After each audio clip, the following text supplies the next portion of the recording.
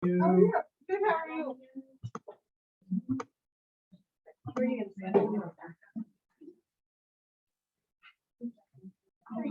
Yeah.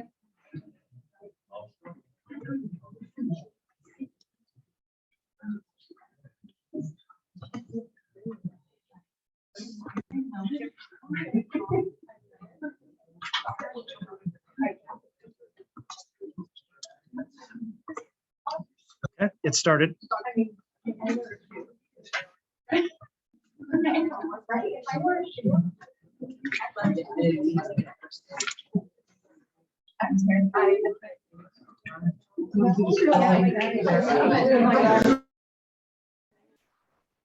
Sarah, Susan, can you guys hear me? Okay.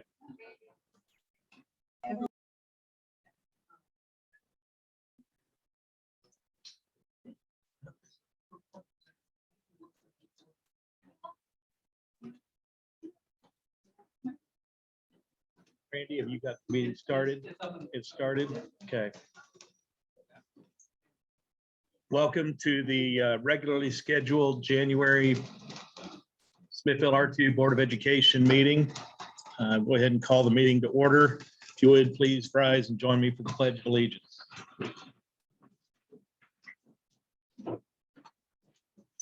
I pledge allegiance to the flag of the United States of America and to the republic for which it stands, one nation, under God, indivisible, with liberty and justice for all.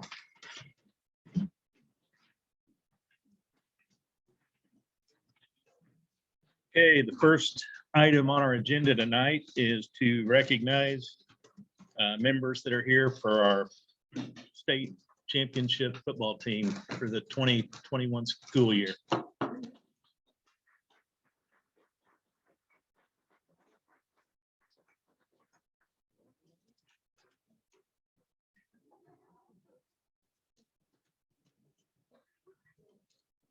You gotta take this.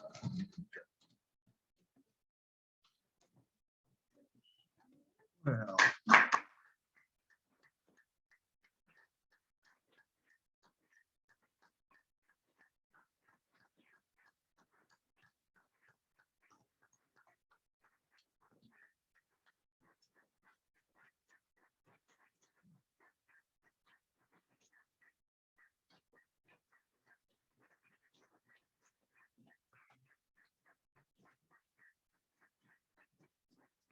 So obviously the whole community is extremely proud of this team, these boys, and what they have done for our community, how they come together as a team, how they work together, and what they're like as people, as classmates and as friends and peers. So very, very proud of all of you.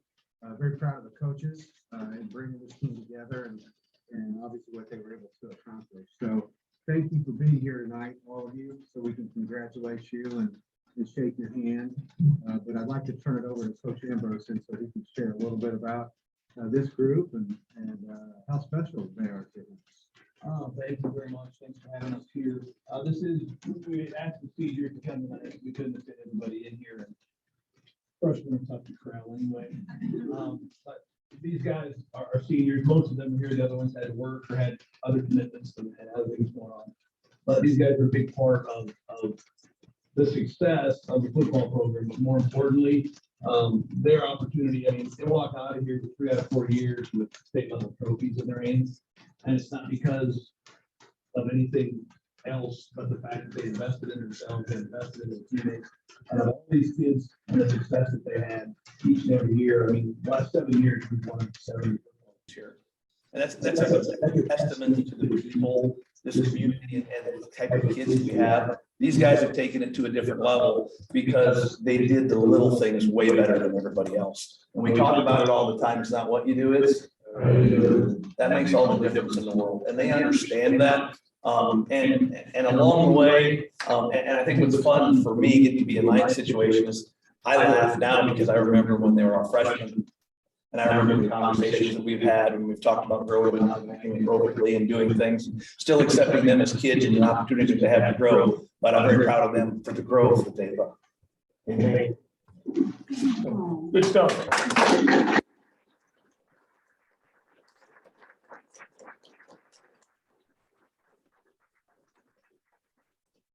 Do they themselves or you introduce them or the other coach? You gotta say your own name. I told someone's gonna say something. Mr. Carroll. Ben Gabe Talley, Tristan Wall, Jacob Lockberg, Preston Rule. Marcus Garza, Jack Alexander, Cody Swanson. Are there any seniors that would feel so bold to say a few words for the group? Maybe a captain? No? Go ahead, Wald. You're calling out the wrong person. Anybody? Gabe? It was great. Something to say. Yeah. Just an awesome season we had all 4 years. I know everything's been leading up to this, and I know we really wanted it after last year's pretty sad loss in the semifinals. So just super thankful we finished it out and won it. Anybody else? You guys got a lot to be proud of, and you know what's even better? Is you got a lot to look forward to. And that's the cool part. All right. Congratulations, guys. Thank you.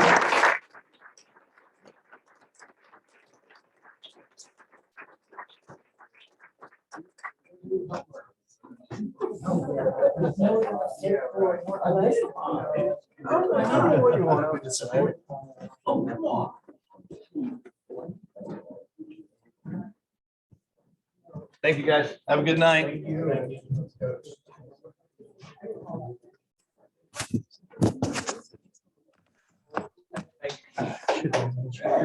And as you will notice, we are back in the boardroom tonight, and it wasn't because we wanted to move back from here so we could limit the size of the crowd, but there is a dress rehearsal, there was conflict, scheduling conflict. There's a dress rehearsal going on, school music is back tonight. So as we always say, kids first, and their dress rehearsal took priority over our board meetings. So we're going to try to make the best we can in here.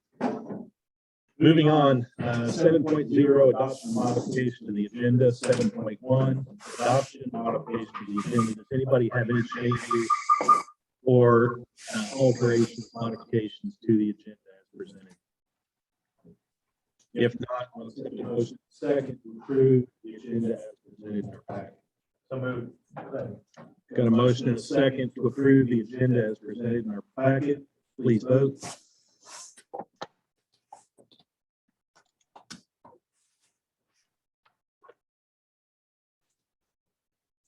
Motion passes. 7.2, approve regular session meeting minutes for December 15th, 2021. Any corrections or changes that need to be made to the meeting minutes from December 15th? Hearing none, I'll accept a motion and a second to approve regular session meeting minutes for December 15th, 2021. Second. Got a motion and a second to approve the regular session meeting minutes for December 15th, 2021. Any further discussion? Please vote.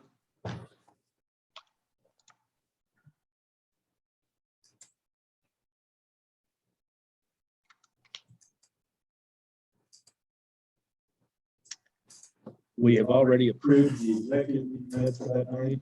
Just saw the date here. We have a special meeting on December 20th, so we need to approve the minutes for the special call meeting on December 20th, 2021. Changes or corrections to those minutes? Hearing none, I'll accept a motion and a second to approve the special call meeting minutes for December 20th, 2021. Second. Got a motion and a second to approve the special call meeting minutes for December 20th, 2021. Please vote.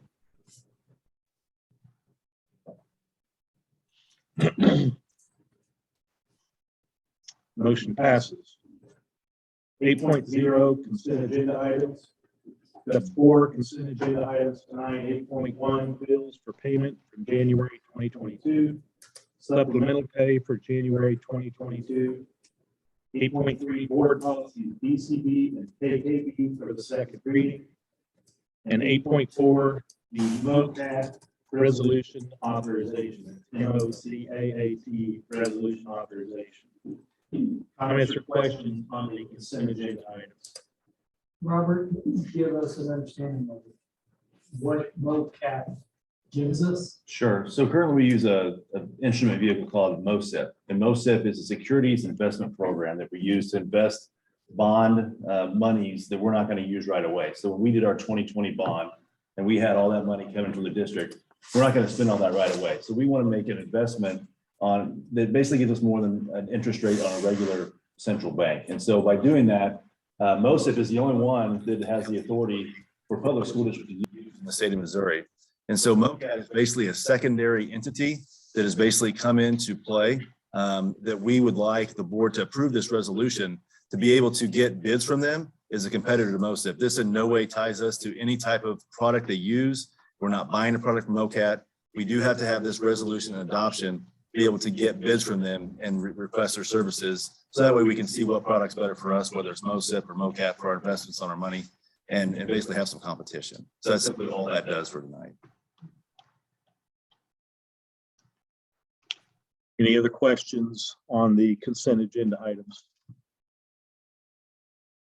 Hearing none, I'll accept a motion in a second to approve the 4 items in consent agenda. Second. Got a motion and a second to approve the consent agenda items as presented in our packet. Any further discussion? Please vote.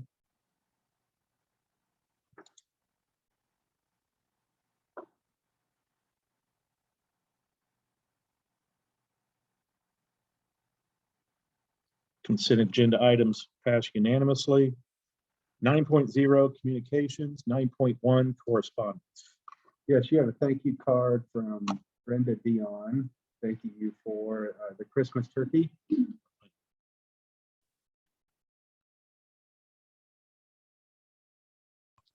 Thanking you for the Christmas turkey. As you know, the turkey that you give staff every year is very, very popular. Most people participate. And again, you've got a thank you card from her regarding that. Okay, 9.2 board priorities update. Yes, we have Dr. Platt here, and I believe a couple of students. And what we want to accomplish tonight is to give the board a little more in-depth update on POAC and their efforts and how things are going at the high school. So, Dr. Platt, I'll turn it over to you. Yeah, please stand.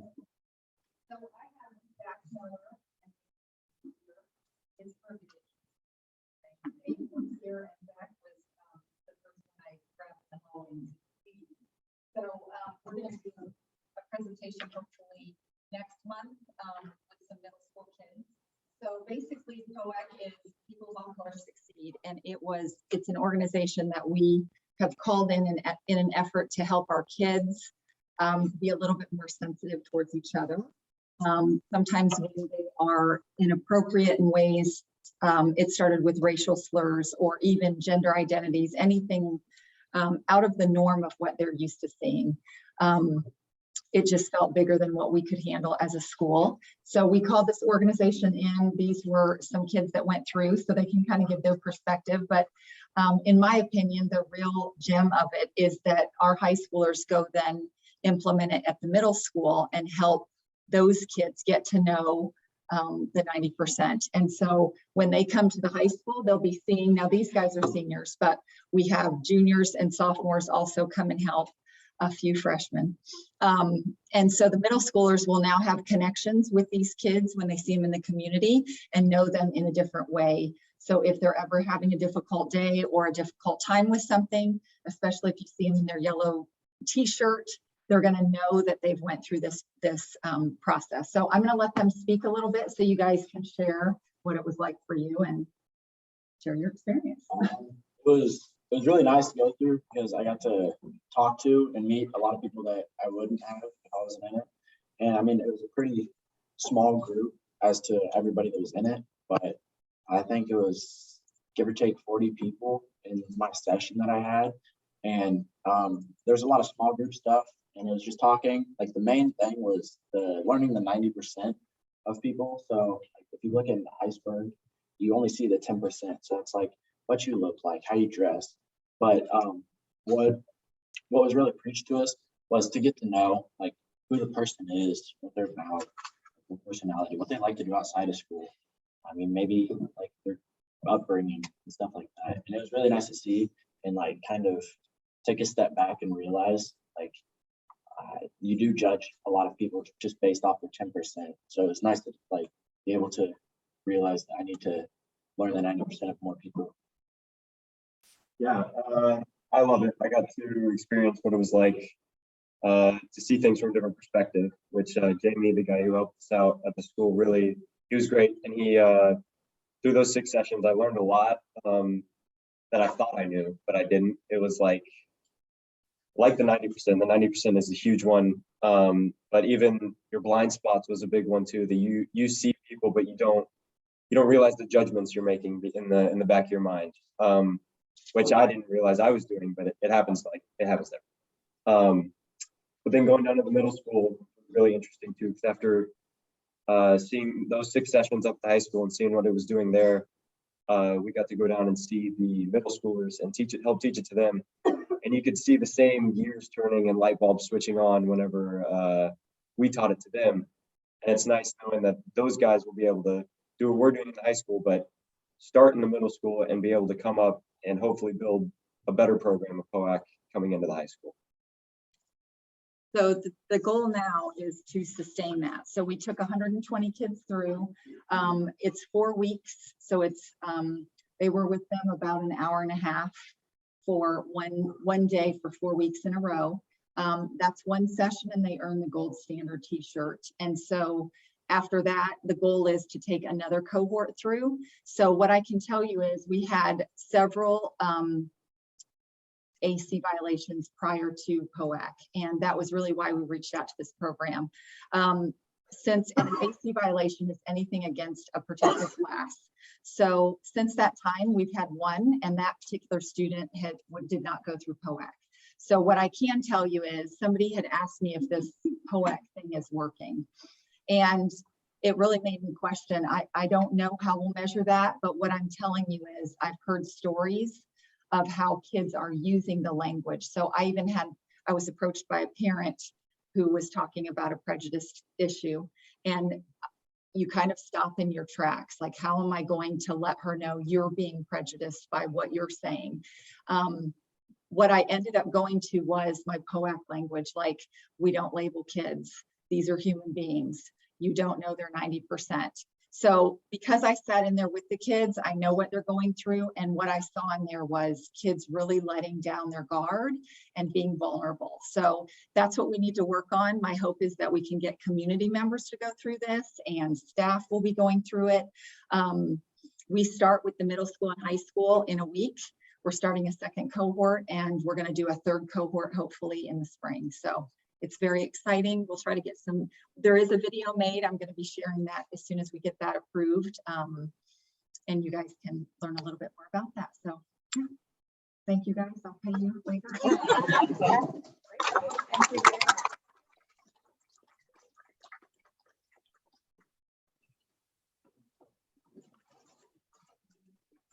Grab a cookie on your way out, guys.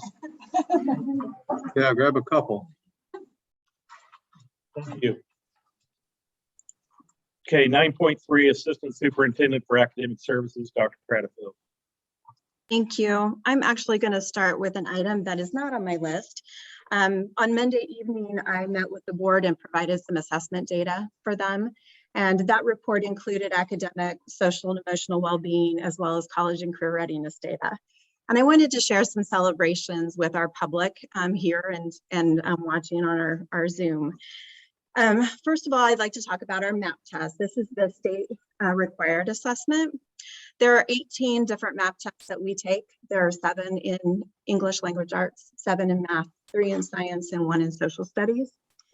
Of those 18 assessments, 9 of them, our students scored in the top 4 of the Kansas City Metro. So there are 25 districts in the Kansas City Metro that we compare ourselves to. On half of them, our kids were in the top 4. In another 6, we were in the top 10. So those are, those are great celebrations. In addition to that, when you look at the state as a whole, for all of those assessments put together in ELA, we were at the 87th percentile, which means that we performed better than 87% of the school districts in the state. In math, we were in the 92nd percentile. which means we performed better than 92% of the districts in the state. In science, we were in the 89th percentile. The math in particular, I'm very proud of. We, in those top 4, every single grade level in math, we were in the top 4 in the KC Metro. And our instructional approach to mathematics is something that we developed here in the district. So our teachers and our math facilitator did the research and developed what we call upside down teaching. And so it's a strategy where kids are presented with a mathematical anchor task, and before they're taught a formula to address that, they use the math that they already know to figure out how to solve that problem. So whenever they're assessed or they encounter a problem in the real world where they could potentially use that formula, even if they forget it, they don't remember what the formula is, they still have the skills to attack that math problem and solve it. So that is particularly gratifying, the hard work of our teachers and our facilitator in that area. And so I just wanted to share that. In regards to college and career readiness on our ACT, our students' composite score for our graduates in 2021 was 22.3, which was number 5 in the Kansas City Metro. And lastly, what I wanted to share related to also college and career readiness. We have recently begun working with the Kauffman Foundation on a grant related to real world learning. And as part of that, there are 5 market value assets that all of the districts in the Kansas City area are working toward to build more opportunities for our kids, in the hopes that by 2030, 100% of our students will graduate with a diploma and at least one of these market value assets. And so those include things like at least 9 hours of dual credit or the equivalent on an AP exam, an industry recognized credential, which is specific to our career technical education programs. But that's basically saying I have accomplished, I have succeeded on a test that shows I have a certain skill set that means something out in the industry that it's related to. Entrepreneurial experiences, coming up with a product or a process or some kind of solution that then can be marketed and get feedback from business partners or local community partners. To actually have a product or a process that you have created yourself that could potentially become a business for you. There's also client connected projects, which would be taking a task that a local business or an organization needs accomplished, and our students would actually do that for them. And then there's internships, which would be in a work environment, at least 120 hours, where you're getting feedback not only from your employer, but also from school district personnel. So again, the goal in those areas is by 2030, every student would get a diploma and at least one of those. And for our graduating class of 2021, I went through and evaluated all the data, and 72% of our kids have graduated last year with a diploma and at least one MBA. And that's really exciting because we did that before we even received any funding from Kauffman to help us improve that. So those are just some highlights of the wonderful things that our kids are doing and the wonderful things that our teachers and our staff and our administrators are helping them accomplish. And we just have a lot to be proud of. So I wanted everybody to be aware of that. Any questions related to that? I know the board heard all that on Monday. Ian? So I was absent, but the Kauffman piece is of interest. Have we had opportunities with the local business industry to develop problem statements in which our kids can help solve them? Yeah, Carol actually has several going right now, and I can't name them off of the top of my head, but we actually had a lunch meeting today at Humphreys, and while we were there, she found another one. So she is working really hard with the connections that she has in order to bring the internship and the client connected project piece to our kids. Yeah, I think that as that matures, I think it'd be fun to see a presentation on, because we definitely will do that. Absolutely. And the next topic that I have actually is related to Kauffman. We are working on the draft for our grant proposal. And I just wanted to make the board aware, when you look at the data that I presented related to the MVAs, the area where we have the most opportunity for growth is the client connected projects. And as we've been going on site visits, specifically the Baser Linwood in Kansas and then Iowa Big in Cedar Rapids last month, what we have seen is a project management class where kids learn the ideation process and the project management process related to tasks from business partners or other organizations. That is the area where we have the most potential for growth. And so we would like to have a class that is based on the project management process. Ultimately, we would like to see some embedded credit from some core areas being added to that. But I think that's probably at least a year down the road. And so in our grant proposal, we are going to request them to fund a teacher for us for the next 3 years in order to implement that class. That will allow us to bring back our marketing program, which several years ago, when we had to cut $800,000 from our budget, that was that was an easy one for us because the teacher was leaving us. It didn't require us, removing a teacher in any way. So we eliminated that program at that time. It's one that we need to bring back. It's a big part of the real world learning. So I just wanted to let the board know that we intend to ask for a teacher. Denny? Just for clarification, we eliminated that internal, but the kids were still able to participate through. They participated in similar experiences in other ways, but we have not offered a marketing The class. North Lane Caps is, I guess, what I was Yes, getting at. absolutely. They had the Mhm. opportunity to still take those Similar, yes, opportunities. through that. absolutely. So I just wanted to advise the board that we will, and they are committed to helping us for the next 3 years. So if this is approved, then we will get that funding for 3 years. In relation to that, next month, I will bring to you a course description for this class to get your approval prior to, so that on March 25th, when we pitch our proposal, if they approve us, then we would immediately be able to begin recruiting kids for that class. And as part of that process, they're actually registering starting tomorrow. But we will send out a Google form to our students describing the class and asking them to respond if they would be interested in being in that class if we're able to establish it. And so we will have a list of kids to start with in order to get that going for next year. Before you go on, I just wanted to go back to the session on Monday night. One of the best 2 hours I think we've spent as a board walking through the amazing success, not only our students, but our teachers, and seeing how our teachers wanted to raise the bars on areas where they felt we had opportunities for improvement. Great discussion. I wish everyone here could have been there to hear that in that open meeting. So appreciate the wonderful work that was done and the great work the teachers are doing. So thank you. Thank you. Lastly, I provided the board with a document related to our accreditation process. This school year was the last year of what's called MSIP 5. MSIP stands for Missouri School Improvement Program. And there have been 5 iterations of it. And every time they revamp it, there are new criteria. And so for our current accreditation, pretty much everything was wrapped up into, well, 50% of it was based upon MAP scores. About 7% on attendance and approximately 21% on college and career readiness and graduation rate. College and career readiness included things such as AP scores, dual credit scores, Project Lead the Way, end of course assessments, ACT performance, ASVAB performance, work keys. Those are the big ones for our kids. And then also placement. So after you leave us, 180 days later, we survey our students. We're doing that right now for the class of 2021. But we survey our students to see what they're doing. Are they employed? Are they in the military? Are they in a training program or a 2 or 4 year college program? And so all of our score for our APR, our accreditation, is based upon that data. Well, next year we will have MSIP 6.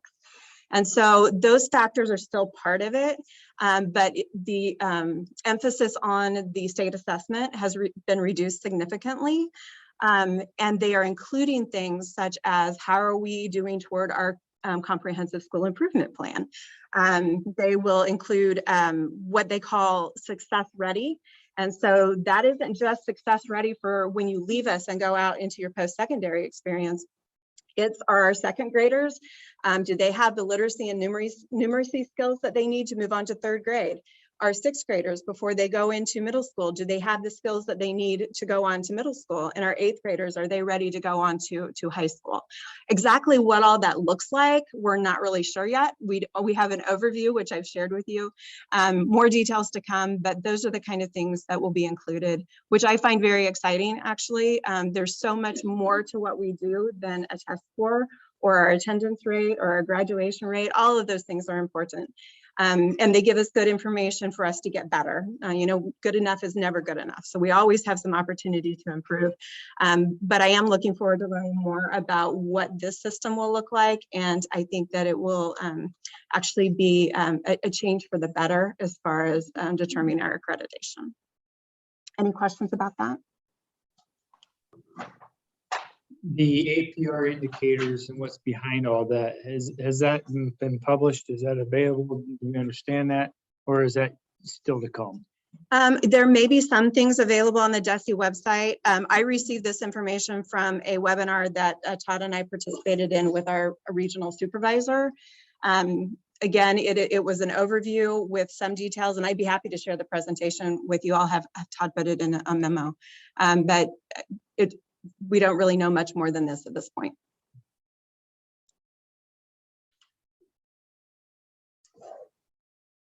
Any other questions for Dr. Credifield? Sarah, Susan? Okay, thank you, Dr. Credifield. 9.4, Executive Director of Sports Services, Mr. Hedgecourt. Construction projects that we have going on. So let me bring that up.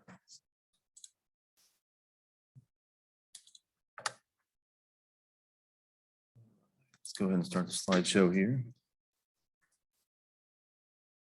Okay, so our 2020 bond project. They want to see the presentation. Yeah, that's for sure. Okay.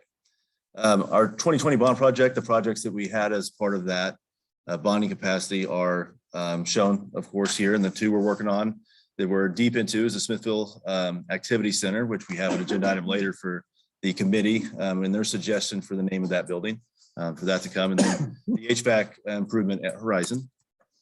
Again, there's the schematics from our architect DLR that show the area and some of those graphic design of what that's to come. So as we see the building start to really form and really come to life, we have all the wainscot brick and masonry around the outside. They're very close to getting the paneling. The recent cold stretch we had did delay them in putting that paneling on because they needed at least to be above 35 degrees to put it on and get that to basically, not contract from the temperature and be in the right temperature range for them to continue that. So once we hit that stretch, which won't be tomorrow, they will work on that paneling. But they are doing a lot of work on the inside. And so that's just a closer view of the field level. This shows where those garage doors will go. But as we get to the inside of the building, this is facing basically the east on the first level. And so this kind of shows all the metal studs and the formation of the training room, the locker rooms, some of the offices for coaches and teachers that are in those areas. And so they're getting really close to where they can start drywall. What's holding them back right now is honestly the staffing for all the trades involving electricity, involving plumbing and MEC mechanical. COVID has hit them hard. We've had our plumbers out for 2 weeks because they just went through that trade group and they haven't been on site. And so, for the last 5-6 months, I've talked about how we've been on schedule. We're about 2 or 3 weeks behind right now. And that's mainly due to staffing and sickness. They haven't been able to get in and work. They've been out. And so that has held us up a little bit. So hopefully we can make some time up, in February and March. But that's where we sit right now. So it is coming along, but it is, has slowed down in the beginning of January because of some of the cold snaps and some of the staffing issues. This picture is actually looking back. It's still on the first floor looking to the west, where you can see some of the things from the mechanical areas coming into play a little bit more. Pretty much the bottom area mirror each other for left and right as far as, or east and west, however you want to look at it, for those areas. So the middle areas is where kids are going to be, in the weights program and their weights classes, in a multi, purpose area for a lot of different things. And so that's definitely the largest area as you look through these pictures, you can see where the camera person's standing. This picture, as we scroll up, is of the second floor where the wrestling room is going to be. And you can actually see in the middle there, the stack of drywall ready to go once we get all the rough in for plumbing and electrical. But you can also kind of see there to the side, the 4 foot high CMU block that's going to go around kind of that half wall. That's going to go around and kind of enclose the wrestling mats in that wrestling area. And then to the right of this picture, you can see the different teachers' offices, as well as what's going to be a concession stand and a public restroom on that top area. So coming along, just kind of starting to go a little bit slower than we wanted to see because of illness, but still, doing pretty well considering, this has hit a lot of different trades and a lot of different people. So nothing to be alarmed about, but I did want to, for the first time, just mention the timeline being a little bit delayed 2 to 3 weeks, because in every other month, we've been right on track with our Gantt charts and where we see ourselves tracking on the project. Where this, again, just a reminder, we're looking at late May is an open house for this. So 2 or 3 weeks delayed puts us in middle of June. It in no way, jeopardizes us opening this for the school year for the next year. Now, obviously, all those sports would love to be here for the summer. They do a lot of planning in the summer. The summer is a big time where they have camps, whether it's for youth, for high school, and for our community to enjoy this space. And so obviously we're going to do everything we can to get it done by the end of May. But it's not, catastrophic if it's, the second week of June. But now that's my opinion. If you're the head football coach, or if you're the head soccer coach, you may have a different opinion about the end of May versus the second week of June. But we will for sure do everything we can to make sure that we can catch up time where we can and do different things that we can do. So just wanted to mention that. So great space. We're excited about it. This is kind of just a general timeline. I didn't put the Gantt chart up there, but this is just some major timelines. I still think we'll have drywall complete by February. It's going to be more end of February, where I was hoping to be more middle, but we're still gonna keep that timeline in there and push for that. So that is kind of where we sit. Obviously, athletic flooring is going to come in March, and then we can start putting in the fixtures that make that space special. And then, of course, late May is still what we're looking for building completion. So that is the activity center. Is there any questions that I can answer in regards to activity center? Hey, Robert. I have slides on Horizon HVAC. Has nothing started yet? Just remind me, there's not going to be competition in that building. Is that correct? So the wrestling competition, will that still happen at the high school?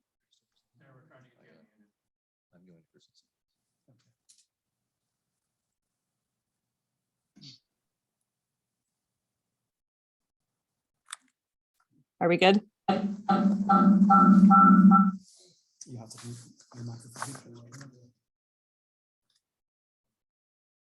Me.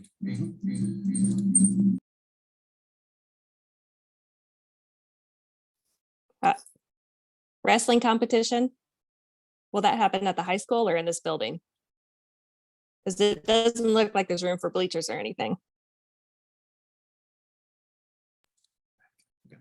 Yeah, so competitions will remain at the high school. It wasn't designed to have the seating for that area, but the good thing about the large space is they'll be able to accompany the middle school as well.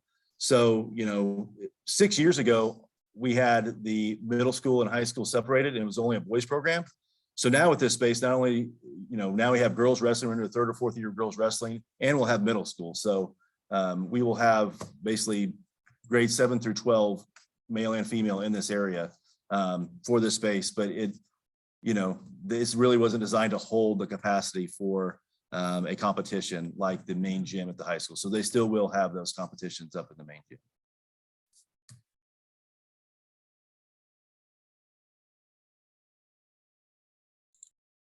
All right, any other questions on the activity center? All right, I'm gonna go ahead and share my screen again here. And I have the 10-year master plan update.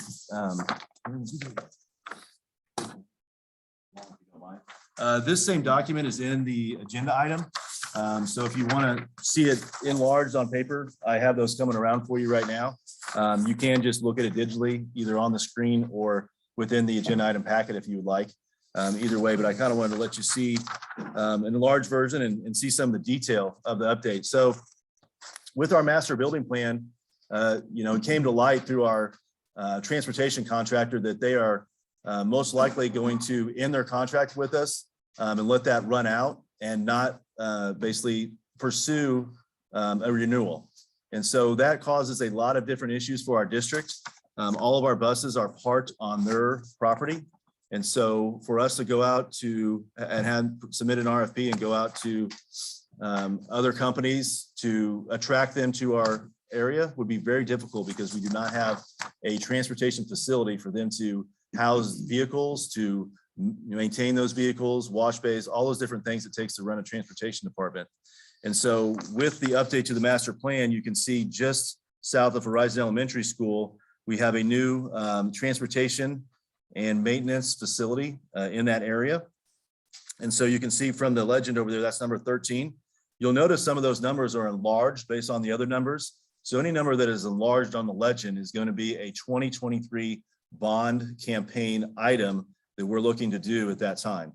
The total bonding capacity for the 2023 is $12 million as it sits right now. That could change slightly based on assessed valuation in the future, but that's where we're tracking right now. And so with that facility, that is going to displace a place where we currently have middle school football games, practices, other type things that we may use. So I wanted to mention how that is basically going to displace those activities. So in doing so, we need to have a facility that can have sub-varsity games, middle school games, and different type of contest in those areas. So you can see just to the east of the middle school, we have 7 and 7A, which is to create an environment that's going to be able to have 2-3 contests a week, whether it's middle school football, whether it's sub-varsity soccer, sub-varsity football, and the concessions, restrooms, and seating area for that just east of the middle school there. And so as part of the transportation facility that we talked in the past is the staffing shortage we're having on bus drivers and what's that causing for our transportation issues. We're having longer than the necessary routes than we want. We're having routes up to 40-45 minutes. We want to bring those down. And so we want kids to be able to feel like they can have an alternative to the bus to get to school. And one of those ways is either riding a bike or walking. And so if you look at 11A, you can see that there is a new sidewalk that would go through the campus that would allow kids to walk to campus if they so choose and safely get to the area they want to do. If they try to do that now, they would either have to walk through a road, they'd have to walk through some sort of grass area, or just walk an area that's really unsafe for them to get to the school they needed to get to. You can see 11A as it goes up, it connects where the Angus Hall of Fame is. And then on this map, you don't see the sidewalk extended, but it would continue north and continue on to the north. The city is actually going to be constructing a sidewalk that's going to continue down to the old Kindred Heights area along Commercial. And so that's, if I remember correctly, around 2023, the same time we're running this bond campaign for them to complete that. And so that will tie in nicely for everybody to be able to come onto campus, whether they're riding a bike, walking, give that opportunity to safely navigate throughout campus and kids to get to the school if they want to. So that is part of the 2023 campaign as well. So this is the update that we have. It obviously has the other things that we had in our 10-year master plan that the committee worked on in 2019 and we rolled out in our bonding campaign of 2020. And so, with looking at the freshly updated master plan, I'd be happy to answer any questions you guys might have on the document you're looking at. I love the safe routes to school idea. That's an initiative that's worked for a number of districts and is a great partnership that can be done not only with the city, but with all our folks who live in the general walking area. I'll talk to you offline as it's real estate, but I've got an idea on the bus barn on a potential location that might work slightly better and save some of our space here. So, right. One of the reasons we chose a location on campus is, we used to just have our campus facilities and then Maple Elementary.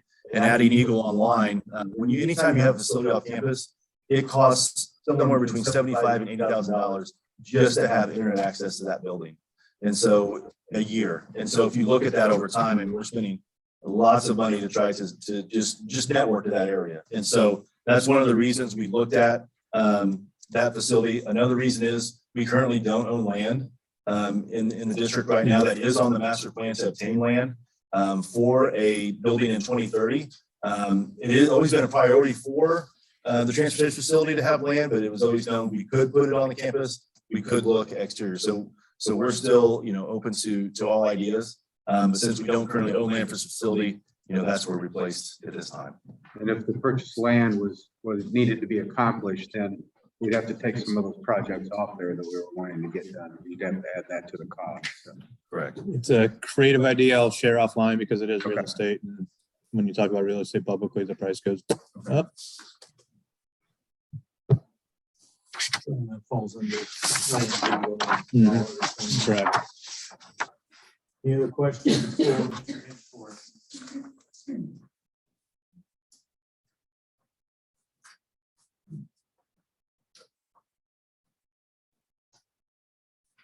Great. Thank you. Thank you, Robert. Okay, moving on, 9.5 comments from the audience. This is an opportunity for members of the audience to make comments to the board. A total of 20 minutes will be allocated for public comments. Speakers will be heard in the order in which they were notified the superintendent of their desire to speak. If the 20-minute expires prior to all speakers being heard, any speakers not heard may submit their comments in writing to the central office at the address provided, or email the board members directly. Individuals addressing the board should state their name, address, and limit their comments to no more than 5 minutes. Items or issues related to specific personnel should not be discussed in open session. First up tonight, Brooke Perkins.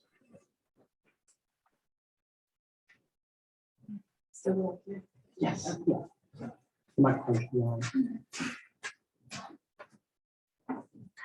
Hi, I'm Brooke Perkins, 210 Porter Drive here in Smithville. I just wanted to speak tonight to talk about some of the agenda items I was kind of excited to hear about, which in particular, the POAC group. I was really excited to hear what those students had to say about that program that you guys have going on.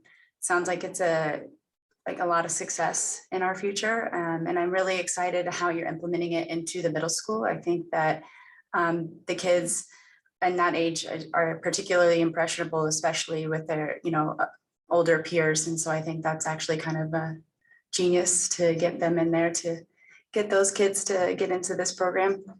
I also was pretty excited to see the senior football players.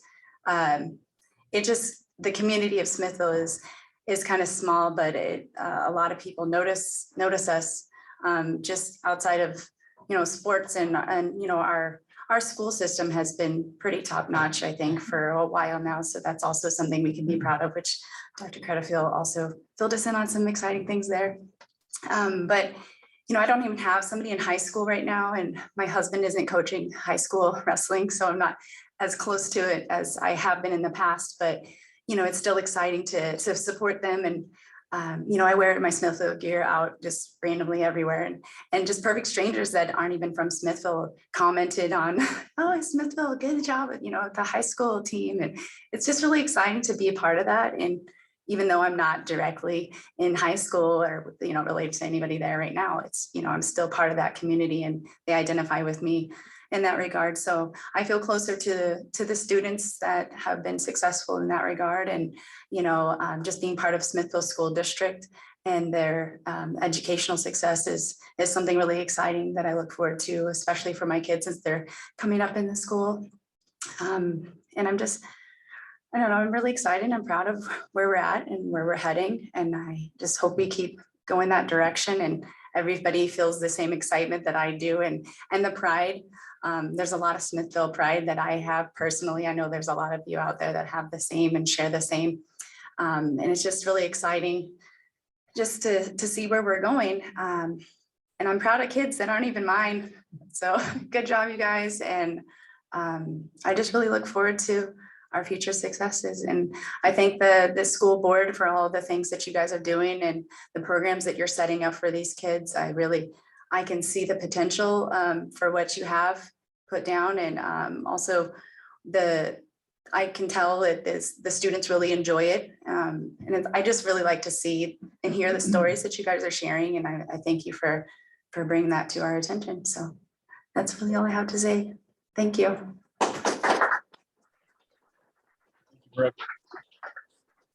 Next up, Aaron Knight. Aaron Knight. I live at 14485 Elliott Court, Smithville, Missouri. A lot of information, some data, study driven, so I'm going to be reading off of a piece of paper here. I apologize for turning down so much. First, I'd like to say I think the district made the correct decision on ending masking and quarantining of healthy children. These archaic and anti-science measures never followed the science. These policies were 100% based in politics. Many parents in the district found it very disturbing our school district would put politics above our children's education. From remote schooling to quarantining healthy kids, your policies have been epic disasters. While there's not currently a mask requirement at the school, I think it's important to continue to bring the latest studies and data to the board meetings. First piece of data comes from Japan. They recently shattered their single-day case record. Cases are up 25,536% in the past month and a half, despite having a 98% masking compliance. That's one of the highest masking compliances of any country in the world. Next case is in Hawaii. They're up 43,771% since their mask mandate took effect in mid-2020. And they're one of the most compliant states in the country at masking. In Colorado, 3 counties under the same health department, Adams, Arapahoe, and Douglas, broke up over mask mandates. On November 24th, 2 of the counties moved to indoor masking. 2 months later, all 3 rates between counties are identical. There's not a difference between any of the counties.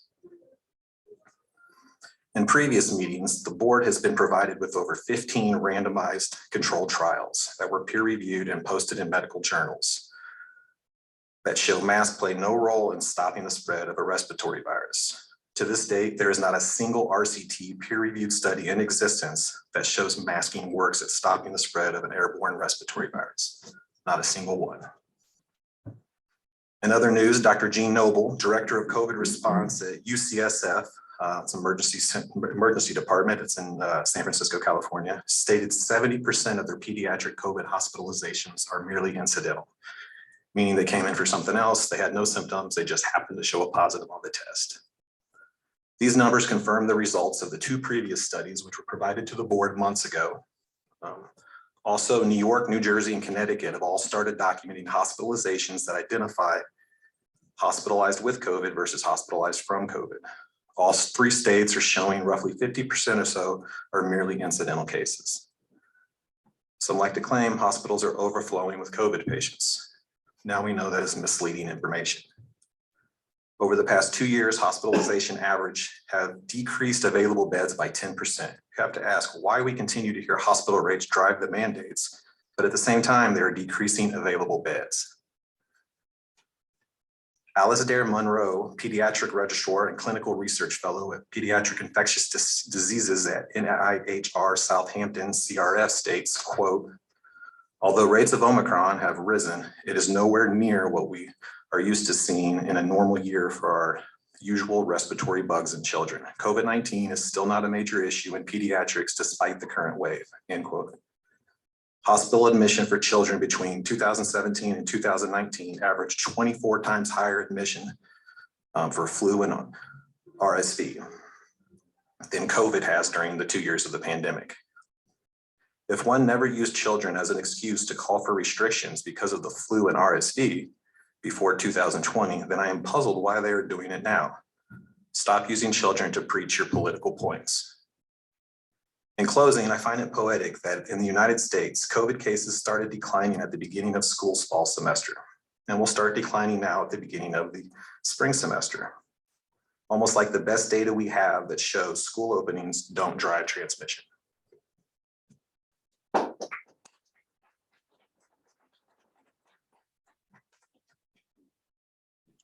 Next up, Chris Palmer.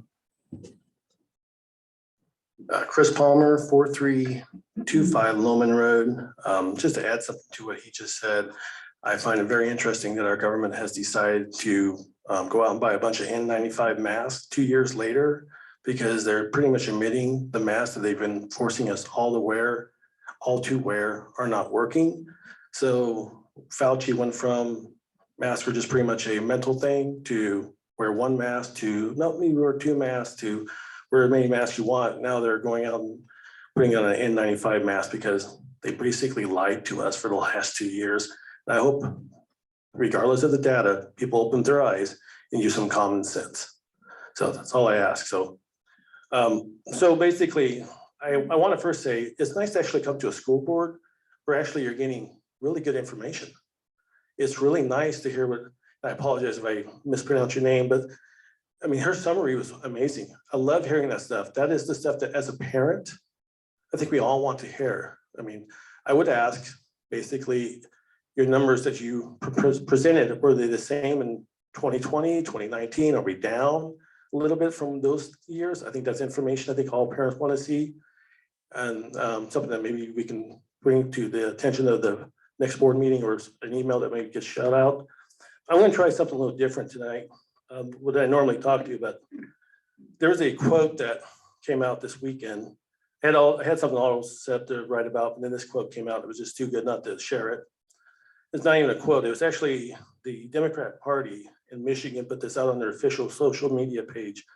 And bear with me because this quote is really hard to read, but I'm going to read it to you. This is, not sure where this parent should control what is taught in school because they are our kids, is originating.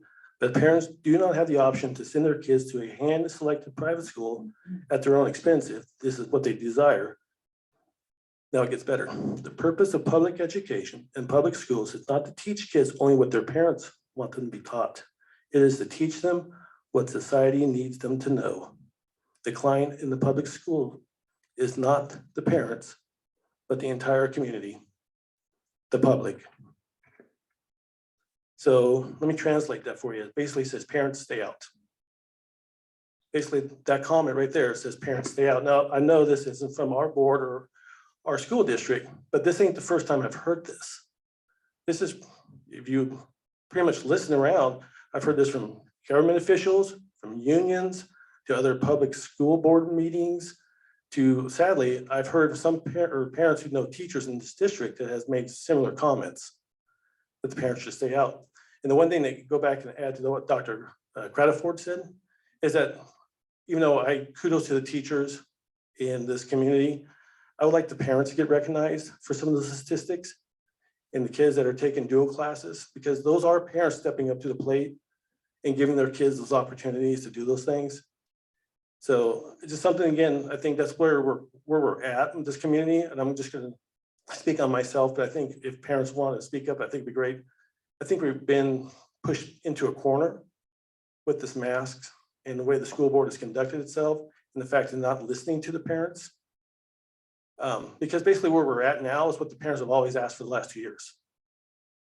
You know, if you have personal choice, that's all it is. And that's all we've been asking for the last 2 years. We've presented great information, passionate people that have come up here and spoke on their behalfs. And basically we looked at you guys and you guys are pretty much like, oh, whatever. We're going to make this what we think is right. And none of us are medical doctors in here, last I checked. So, basically, kind of lost my place here. I think this subject, however, about parents having control of their kids' education is not a right or left leaning thing.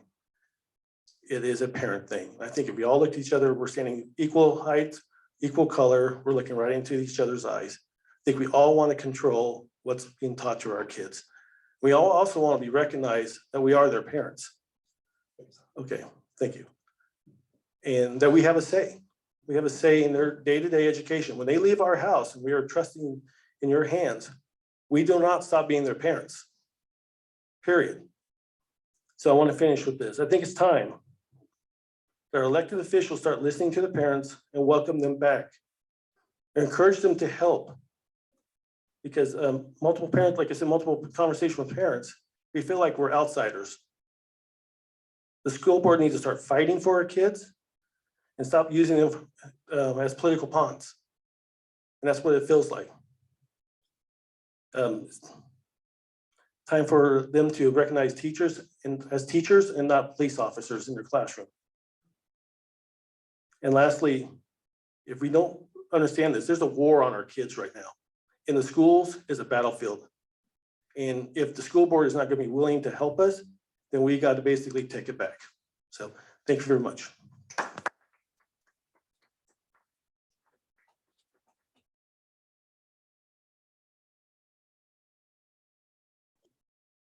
Okay, moving on, 10.0 old business, 10.1 COVID update. Yeah, Randy, if you could pull up the PowerPoint, we will.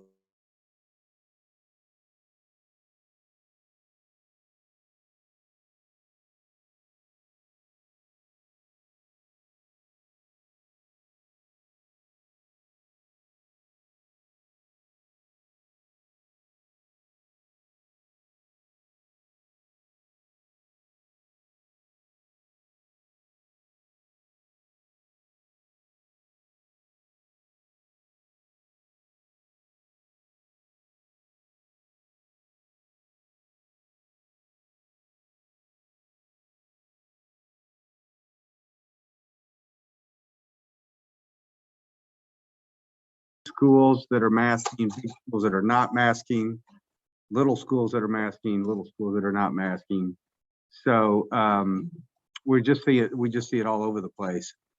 We are seeing school closings on both sides of the state line, all over Missouri, including the metro. So that is due to staff shortages, is what school districts are doing. They don't have enough people to cover the absences of their staff. And that's due to illness, whether it be the flu, whether it be COVID, could be a lot of different things. Could be somebody's mother died in the family. You throw all those things together and schools are having a hard time staffing their schools. And so we're starting to see that happening. It seems to be happening more frequently. Yesterday, I'm sure you heard it too, Kansas, the whole state of Kansas has stopped contact tracing.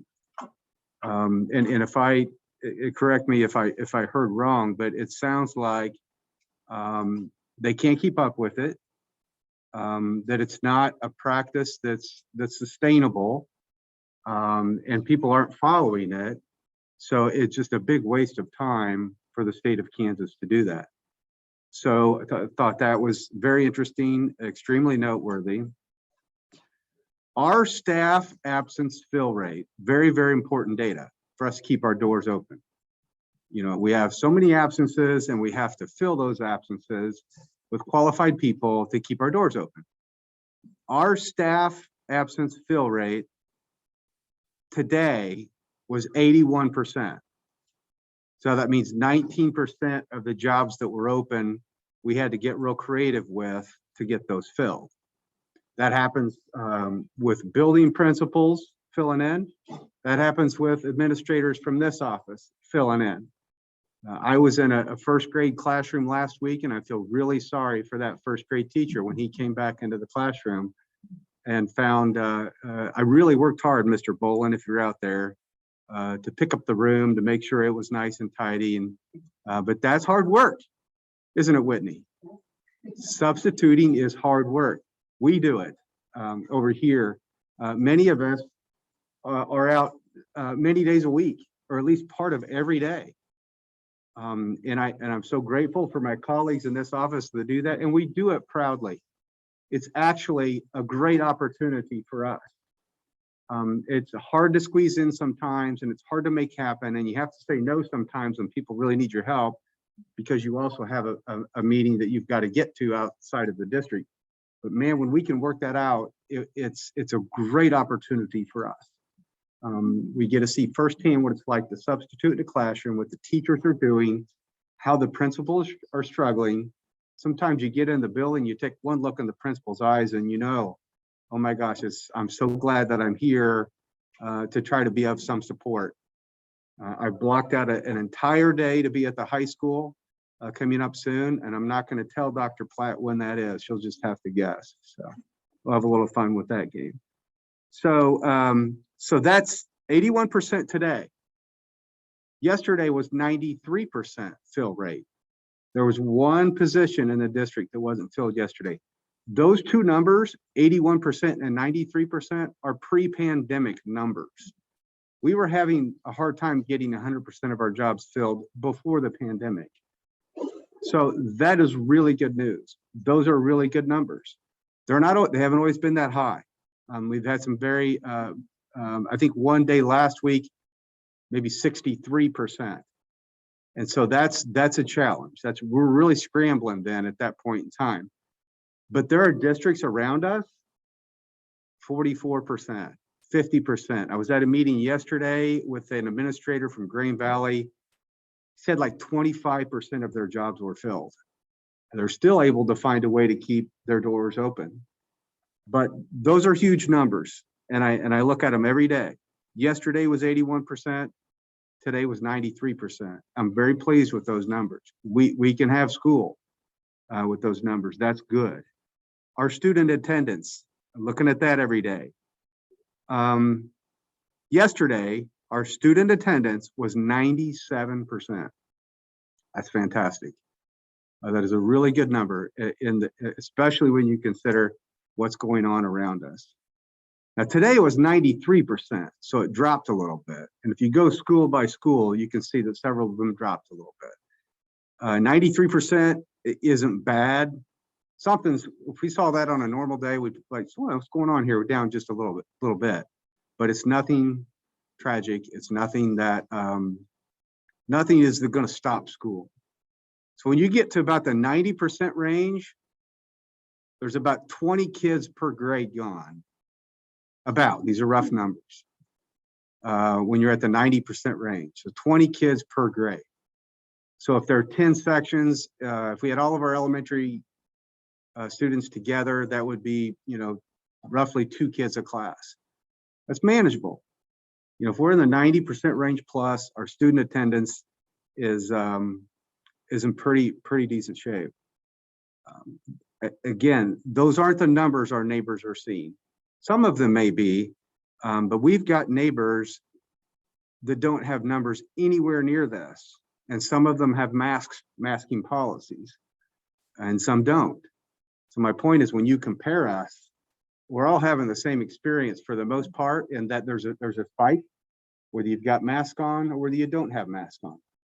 Now we have had some spiking, but our spiking is hopefully what we're seeing now means we're kind of coming back down. So anyway, let's see. Those are some updates for you before Denise gets into some more data. Also, Denise is trying to get another vaccination clinic set up for vaccinations and boosters here in the district. The last one that was conducted was very well attended. I guess I didn't know what to expect, but there were a lot of people here taking advantage of that opportunity. So we're going to try to get another one of those set up as well. So those are the updates, and I'm going to turn it over to Denise to get to the top of the screen. Randy, are we sharing this screen?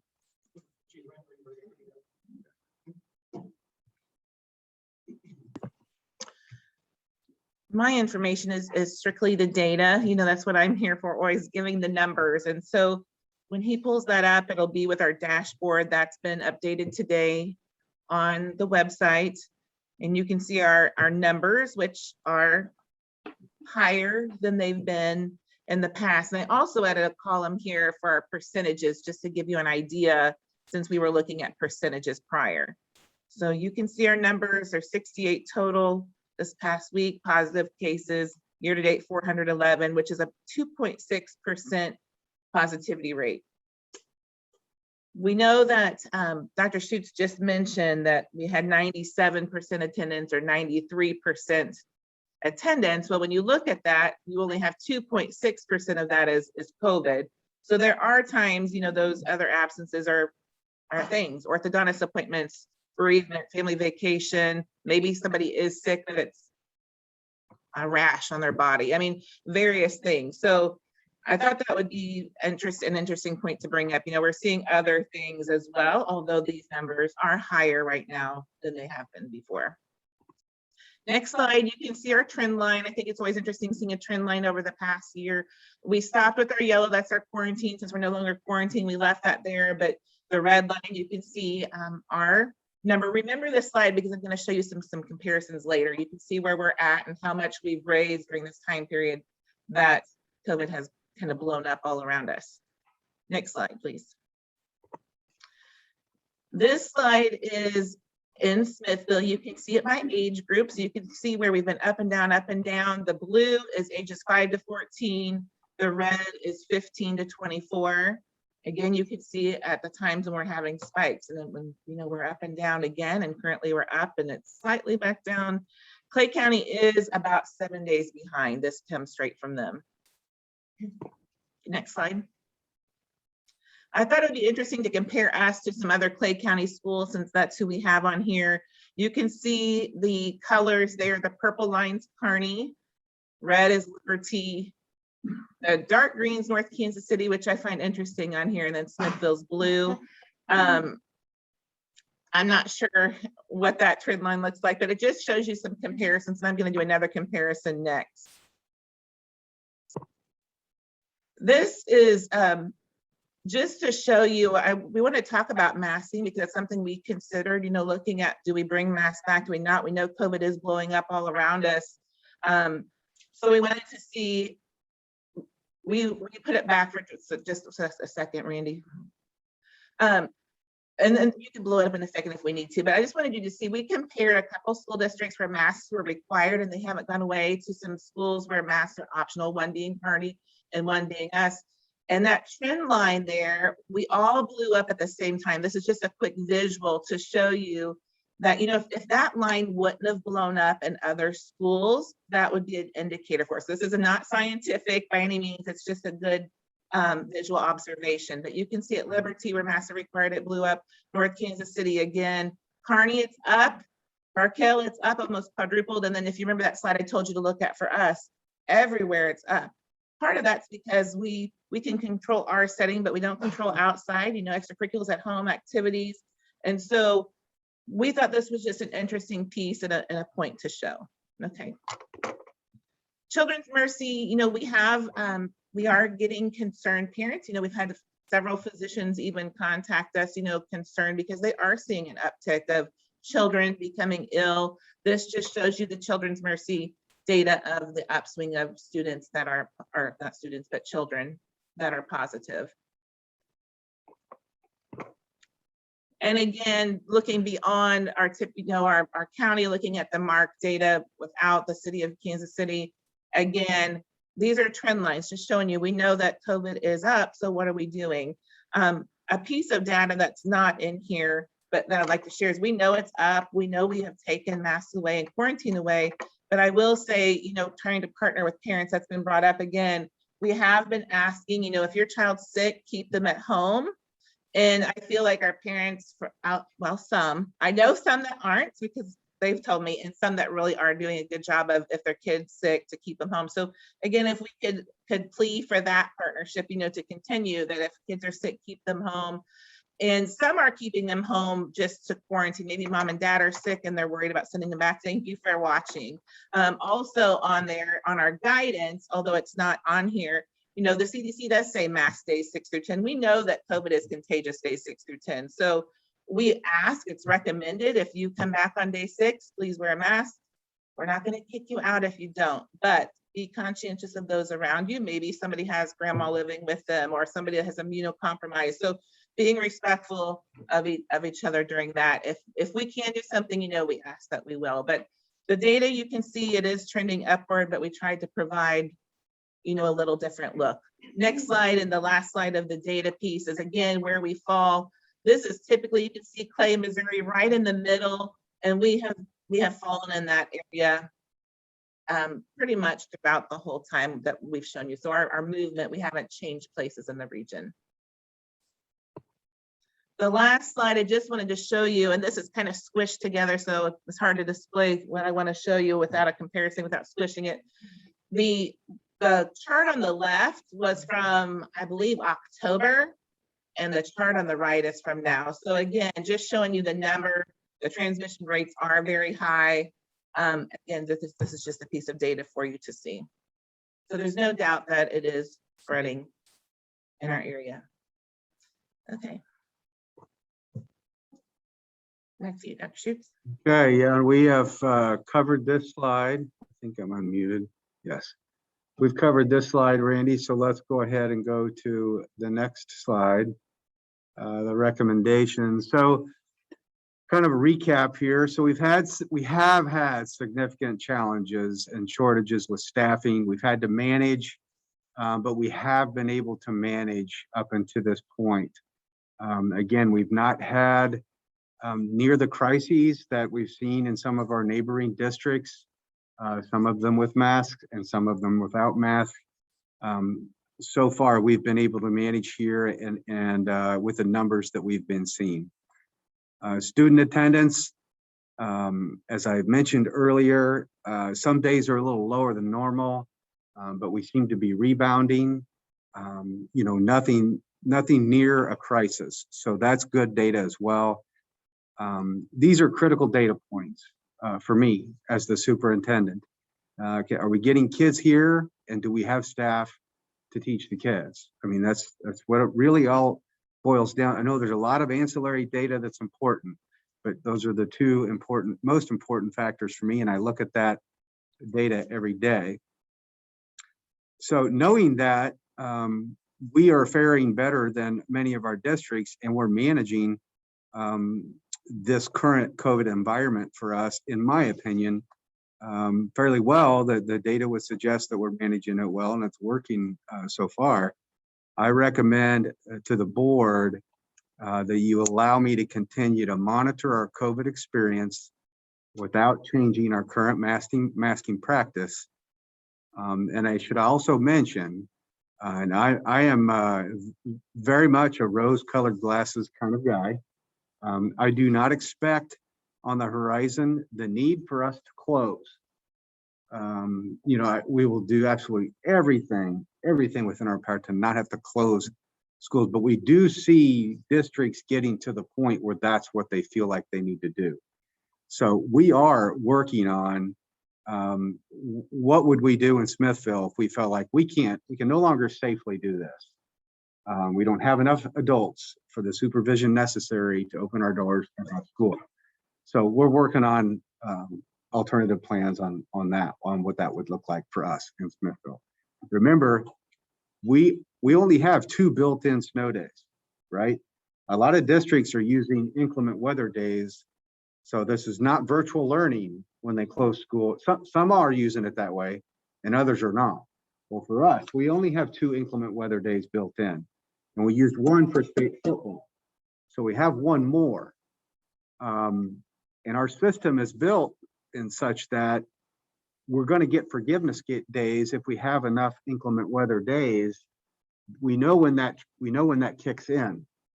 So we know how many days we have to make up and don't have to make up. It gets a little complicated, but Michelle and I are working on that. And we will have a backup plan in the event that it all does come crashing down, and we do start to see numbers like the superintendent I spoke with yesterday that had 25% fill rate. So anyway, that's where your superintendent is, and thank you, Denise. Obviously, Denise works on this every day, all day long. So questions for us? Yeah, I'll go ahead and kick off. I thank you for the data. Thank you for the recommendation. You know, I continue to have pointed to some additional ancillary data on what's our effect locally and what are our health systems kind of telling us. And so while the data is a week old, a couple of key data points from last week that I think are important to think about. Children's Mercy reported last week that 100% of their kids were admitted who were COVID positive were unvaccinated. The other area hospitals across the Kansas City area reported that 80% of their COVID positive patients were unvaccinated. And the majority of the rest of those patients had multiple comorbidities that caused additional problems that were the need for the hospitalization. I think those, in addition to these data points, are part of looking at this and understanding that, you know, part of education is evolving with knowledge and data. And I support the recommendation that we don't need to take any additional steps at this time, but and that's where I stand on this.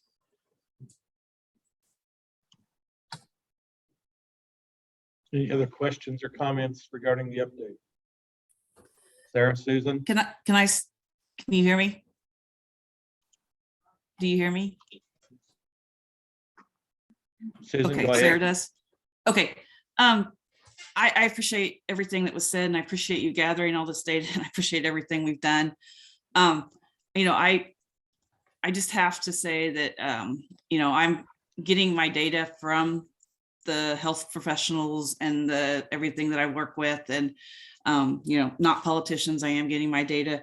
It was just about a week and a half ago, I did send a letter to the board and everybody. I thought at that time we really needed to look at things because all the hospitals were coming out, you know, they are overwhelmed. I work in one, I know how it is. But, you know, I think that we have to listen. One thing is, I know we're saying we're following the CDC and the Clay County Health Department's guidelines, and some ways we are, but the guidelines say that if you're positive, that you can come back after 5 days with no symptoms. That's what we have in our policy. But if you read the CDC, the Clay County, everything says you have to come back with masks for 5 days, and that is not included in our policy. So I don't think we can say we're totally following. I can say we're looking at it, but that's something I think I point out. Platte County and Kearney, they're out 10 days total. So if you're positive, you're out 10 days. That's how they get away with not having to, you know, come back with a mask. So I just think that's something. We have had 6 pediatricians that have kids in our, you know, our district reach out to us and tell us their concerns, what they're seeing in the hospitals, what the pediatrician community is saying. So I just want that to be out there, that we're hearing this. This is things that's there. I personally would like to go back to masks, but I'm not sure that now is the time. I don't know if the change with the kids, with the change with the staff would be detrimental at this time. I really would like to be very cognizant of our numbers. For one thing that really jumps out to me, Maple this last week had 18 positive kids, and they've had 72 the whole year. So 25% of their positives happened in 1 week. So I think we really need to look at how much is happening right now and keep a good eye on it. Yes, maybe we're filling our schools. Maybe we're Todd, we're covering them, but and I'm not saying anything personally against you or anybody that's covering, but you know, are we able to give our kids the quality education, not just being in school, but quality education? So that's just something I'd like to look at. So thank you for listening. I would like to say, Susan, you are correct. We are not following Clay County, and I feel bad if that's the illusion we gave. We do seek guidance from them, but we know that we've altered our plan to be different from them. So thank you for clarifying. And make no mistake, Susan, when I'm covering a first grade classroom in the afternoon, it is, I wouldn't call it necessarily quality education. I taught middle school. I can get by and we can stay busy and do something productive. But the best person to be with those first graders is their classroom teacher. I don't know if I would be second best, maybe fourth or fifth best, but best person to be in there is that classroom teacher. We all know that. I appreciate you doing it, but also to say, you know, all of you guys are covering and doing your jobs too. So you're double doing jobs. So, you know, some other things are maybe not getting done just because I just want to say thank you to all of you guys for covering. Everybody is doing 2 or 3 times the job. Every staff we have is doing 2 or 3 times the job that they normally do. So I want to say thank you. Is this a actionable item? It shows info action.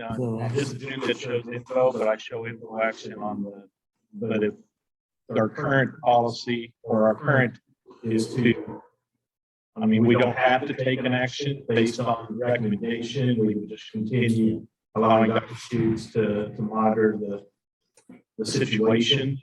If you want to take an action, there can be a motion in a second, but really, we're going to make a motion to continue to do what we're currently doing. So I honestly don't see the need to take any action if the action is going to be to accept the recommendation, which is to continue what we're doing. You agree? Agreed. Yeah. Sarah, Susan, that okay with you? Okay. If there's no other questions or comments on the code update, then we'll move on to the next item. 10.2, general financial. I always go quick past that one, but please always know you can stop.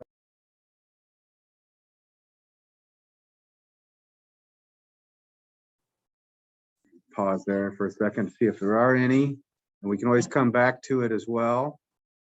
The update on enrollment, you can see that we're up a little bit, which is good. Anytime you're up as the year progresses, that's a good thing. So we welcome that. And that's all I have on those 2 items, unless you have questions for me. Does that update on does that update on enrollment include the early graduating seniors? It includes them in there. It does not have them pulled out. Okay. Good question. Any comments or questions on the financial review or the enrollment update? Okay, 10.4, policy BBB, an MSBA correction for the first and only reading. Yeah, this is just a correction. Thank you. This is just a correction, as it's explained here. Legislation was passed that the way it was passed was considered unconstitutional.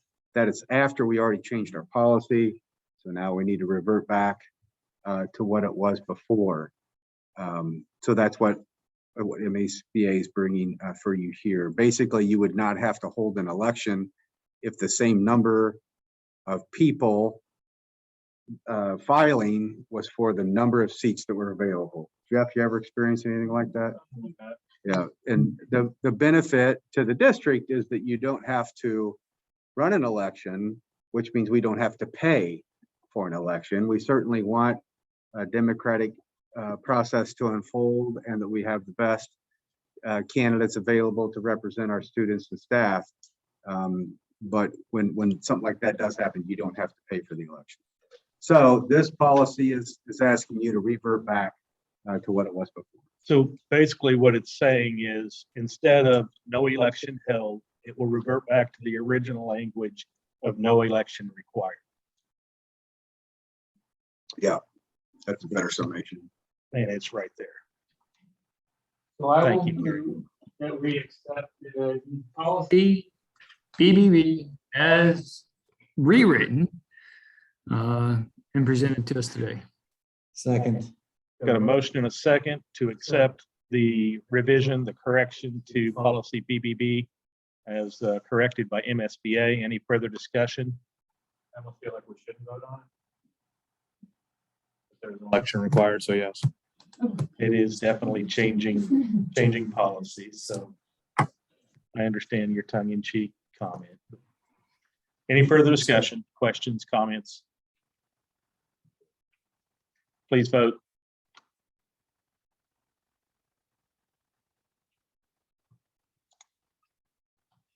Motion passes. New business 11.1, community forum. Yeah, I just wanted to take a few minutes here with the board, if I could, describe a process that I learned about several years ago. We've actually used it in Smithville a couple of times, and we saw some value in it. But I want to kind of describe this to you again, whether you participated or not, and tell you what, from communications professionals, what they see the value here in this process. And we've had a lot of discussion about community engagement and how can we be more effective in engaging our community and involving people in our processes and getting good, genuine feedback. So due to all of that discussion and interest, I put this on your agenda. So I attended a conference, and I would struggle to remember how many years ago. It wasn't that long ago. It was less than 5 years ago, I would say. And it was by the Parkway School District in St. Louis. Very, very high quality school district. And the people are called, with these kinds of titles, are called different things in school districts, whether it's communication specialist or public relations, business development partner, or, you know, just various titles. But that communications / PR type role was this gentleman's, what he did. And they have a process that they call it community forum, and they have a community forum on an annual basis. They do this every year, and they pick out a topic that the district needs and wants feedback on, and the community forum is on that topic for that given year. And so they open it up to anyone from the community that would like to participate. Sign up. They will ask, are you a parent? Are you a business leader? Are you, you know, what's your affiliation with the district? Are you a grandparent? Are you know? So we want to know people's backgrounds so that we know how to put our groups together to be most productive. So we don't want to put, you know, all of the football moms at the same table. Because they're not going to come up with any new ideas for us, right? They've already got all their same ideas. So anyway, so you invite it to everybody. Now, the presenter of this program had an expression that I continue to use to this day. An invitation to everyone is an invitation to no one. So we actually have to also go out and recruit. You know, when we look at who signed up, well, who's not represented here? You know what? We don't have anybody from the Ministerial Alliance in participating in this event. We don't have any senior citizens coming to this event. You know, we don't have any parents at all from this particular school, or, you know, what have you. We don't have enough staff. So we can take a look at that and be sure that we've got some good balance. And then when we bring in, I forgot the target numbers, and it would depend on the size of the district, but I think the target's around 100 people. For a district our size, I think is what we determined. That's kind of an ambitious target, but we would take all of these names and how people are affiliated, and we would shuffle them so that you would be, Scott, sitting with somebody that totally different background, hopefully, than what your own is in terms of your affiliation with the school district. You know, maybe you sat with a business leader that didn't have any kids in school, you know, for example. And then we would have for each of these groups a list of questions to be answered about this particular topic, well-structured questions. And we would ask everybody in that room to sit down and give us your uninfluenced opinion on each of these questions. What do you and you alone think about each of these questions on this topic that's been decided for this particular evening? And then that's going to be collected. It's on one color sheet of paper. So we know that the gold color, that's everybody's individual opinions. And then that same group is going to discuss those same questions. But this time in their group of people from different backgrounds, they're expected to answered the same questions, but only where there's consensus. We can agree on this question, we don't agree here, and we don't, but we all agree on this, and we all agree on that, and we all agree on that. And so that may be on gray paper. So each group's going to have one piece of gray paper. Every person's going to have what I say, the gold paper. And so each of those groups then will present to all of the groups in our group of these questions. We all agreed on this, and we all agreed on that, and we all agreed on this and that. And I'm sure we'll slide in a few. We almost all agreed on this, but we couldn't turn one person, to see our point of view, which is fine too. So all of these papers, and maybe we could come up with a way to do this electronically better. But for now, it works well as we've used it in the past with colored paper. All of it's published. All of it's published. So we have our section of here's everybody's individual. You don't put your name on it, but it's going to be published. This is everybody's individual opinion on these questions. And then here is all of the groups where they came to consensus on these questions. So everybody that's there, everybody that's participating has a voice. And it's a voice that's not only heard, but it's published. And then what we do is analyze, go through a statistical analysis of all of that and pull our themes together. And there's a little process that you go through that you filter that down and you come to some agreements that, you know what, the group, this feedback pretty much feels this way. So in 2016, we did this. Before 2016 for the last levy increase.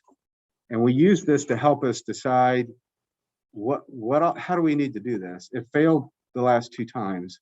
It can't fail again. What do we need to do to get this done? So we utilized it then, got some good feedback. The levy did pass. The next time we used it was with random student drug testing. We went through this process and brought people in, everybody had a voice. And after all of that feedback, it was determined, this is not right for us. Right now, at least at this point in time, it's not right for our kids, not right for Smithville. And so we stopped moving forward after that feedback from this activity. So we have a great contingency here of speakers that come on a monthly basis, and that's much appreciated. That's good engagement. We appreciate that. But there's a lot of people that have opinions that would love to provide those opinions that aren't comfortable standing up behind a podium at a meeting and speaking in front of the public. But they would come sit down and talk in a small group, some of them perhaps, and write down those ideas and give you their input that way. So you get more engagement, you get more broad section and great engagement. So I just wanted to throw that concept out there to you, and I don't need anything from you. I just want to plant that seed. What I have not, I've used it twice. What I've not done is a concept that I like. I've just not done it. It's to do it every year. No matter if, there's going to be something happening every year that we could use some real concerted specific feedback about. And maybe that's another part of the engagement. Help us talk about, hey guys, what should the community forum be about this year? What are your ideas? People submit ideas and let's talk about this, let's talk about that. So I've seen it work. But it's got to be done well. I mean, it's got to be facilitated very well. Michelle helped me pull this off in the past. But I like it because everybody's got a chance to speak. And not only are they speaking and that's being considered in it, but it's published. So everybody has a voice. I know it wasn't organized by the district, but DLR utilized this same philosophy or same ideology when we did the Similar, yeah. 2020 bond issue, getting together in the small groups and kind of organizing the priorities for the district for that. So that was another time that same process has been used. It wasn't, like I said, organized by the district, but the DLR did use that. It reminds me a lot of a process called liberating instruction we've used at the Med Center. Is there a framework? Or is it, I could still probably find conceptual? Yeah. No, it's got to be more than that. It's conceptual in my mind. Right. But I'm sure I can find the framework that it's at least built off of, right? Because then, being intentional, making it systematic to where it's repeatable every year is, the evolution. To your point, we've done this in the past. We've had people in this very room reach out for a forum such of that nature. And then what's the trigger in terms, do we wait annually to a certain calendar year? Or is there a trigger that says, hey, there's clearly interest in the subject, how do we engage the public better? And that's kind of the form and the structure. I would say if we can't come up with a topic, we just ask our public, what are the topics? What do we need to engage about and find one of the biggest issues? Because, Whitney reached out and Jay reached out asking the same thing. And we definitely have an opportunity. We have a communications specialist. I'm not sure what his official title is, but the idea behind that was to promote and educate and share all the successes and, address the challenges that we're having in a constructive, transparent way. So we got better at broadcasting information, but intake and feeding that information system is, to your point, where we have an opportunity for, I think, improvement. Just so you remember, that's no longer a his, but that's a hers position. Yeah, thank you. Sorry. Thank you. There hers is right back there. Yes, sorry. I like the idea. I think we've got a couple opportunities ahead of us, right? As we switch from MSEP 5 to MSEP 6 and rewrite our strategic plan, that's going to heavily involve some community engagement there. DESE and kind of laying out their goals and talking about MSEP 6 and, leadership being number one and on the list of things that we're supposed to go look at, suggested one of the things that they threw out was having a yearly session on curriculum.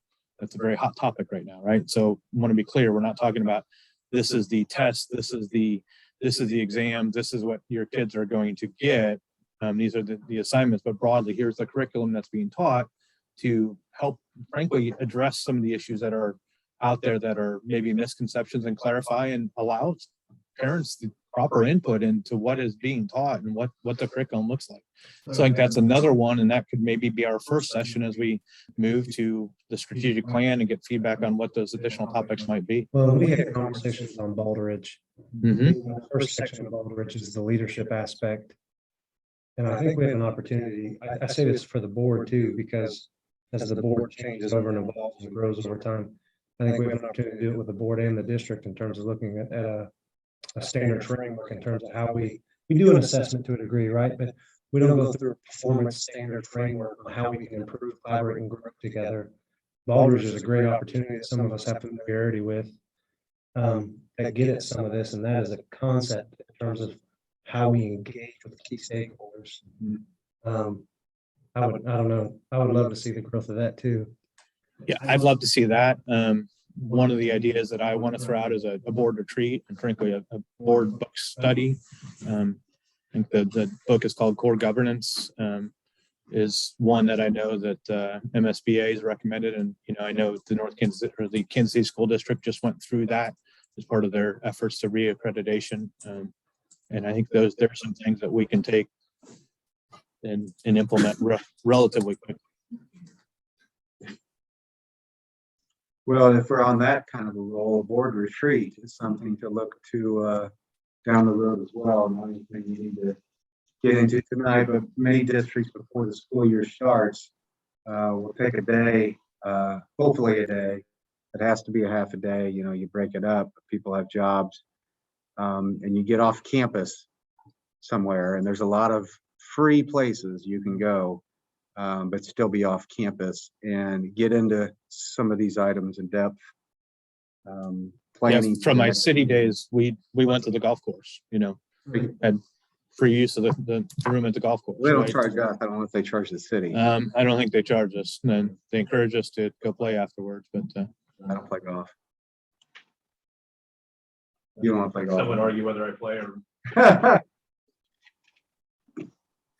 So perhaps, hearing some good feedback and some encouragement, I'll continue to refine those thoughts and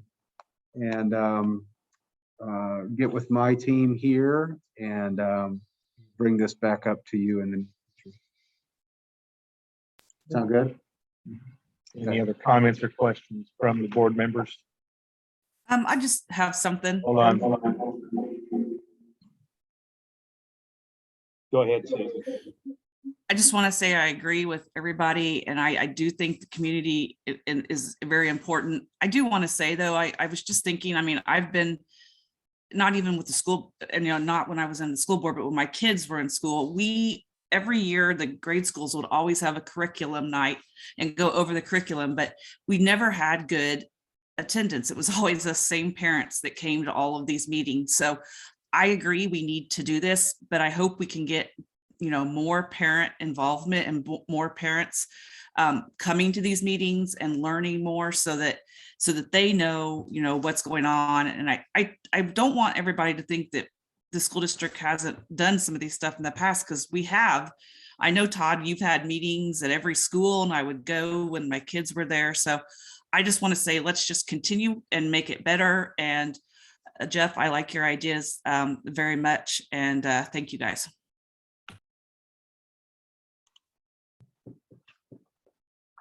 Okay, moving on. 11.2 athletic field building naming. Robert?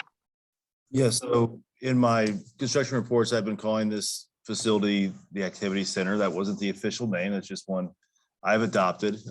People have called it the, athletic field locker rooms. They've called it, second concession stand build. There's a lot of different things they've called it, the function it has. So the actual true process to name this building was, outlined in board policy FF, which we got feedback from community members, staff members, and students about what they would like to see this building named. And that was done through a Google form that we sent out, put it on social media, sent it out to all of our contacts we have.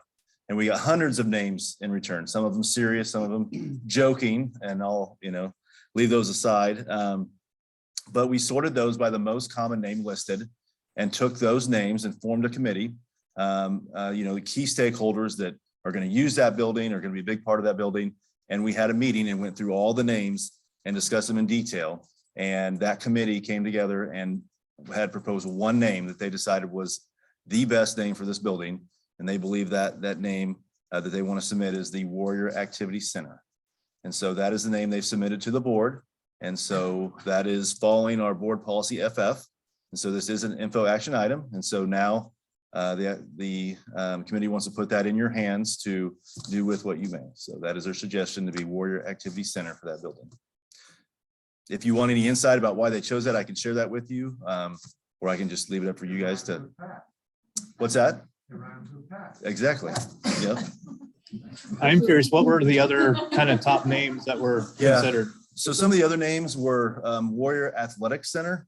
They believe that this is not just about athletics, it's about activities, and there would be athletics activities, regular high school classes in there. So that's why they're very big on the activity name and not athletic. There are a couple of different names of folks that have recently passed in the community that they put those names out there. Of course, there was, Ambrose Pump Up Gym and just funny names like that they put in there as well. But a lot of them, had the name Warrior in it because it was community driven.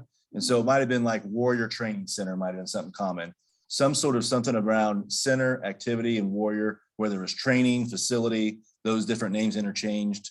And then the committee came together, and that's the name they wanted to bring to the board.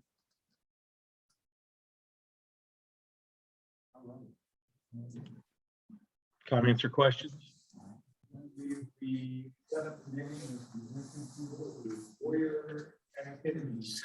So we've got a motion to accept Warrior Activity Center as the new name for the new facility. Second.